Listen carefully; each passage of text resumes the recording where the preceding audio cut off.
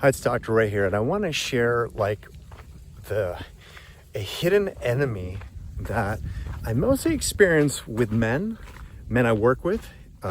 Women do the same thing, but I see this more with men because I find women typically still, even if they are a CEO and know how to operate in their masculine or in the action mode, that there's still more adaptability. They're more flexible to change. They're more fluid in that versus with men, they're like this rigid oak tree. And so example would be like this. So for example, if you'll see a big difference with parenting, and including myself here, where just say my son could spill water, and I'm trying to leave and be somewhere on time. And I look at the experience and look at him and get upset for a moment because I think, wow, this is a mess to clean up, as if this experience is cooperating against me. Whereas if I'm more relaxed, more in that flow, I might just think of it as just water, or this is just part of life and it's just part of how things go.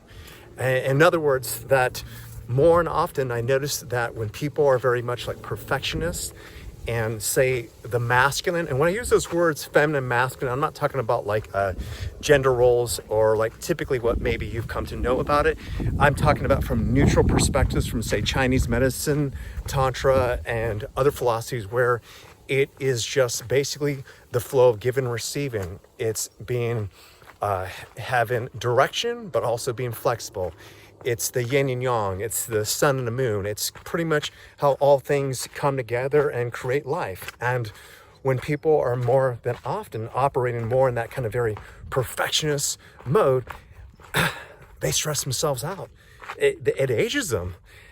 Everything becomes kind of like a lot of work and they feel burdened. And it's because life it has its ups and downs. Life has changes. Like for example, even this, it could be where you ask a person, both men and women, how is the relationship going? And now if emotionally it's like there's some challenges, there's a conversation that has to happen, most people will say, oh, it's not going so good. Like it's labeled as possibly bad because you're not having fun, maybe you're arguing, whatever. But what if that is how you get to know each other? What if that's about how you look at each other's shadows and where you need to grow and expand to become a better person? And yet, because how you view it and you think it's supposed to be a straight line or the way that we see it in the movies, your relationship's not working.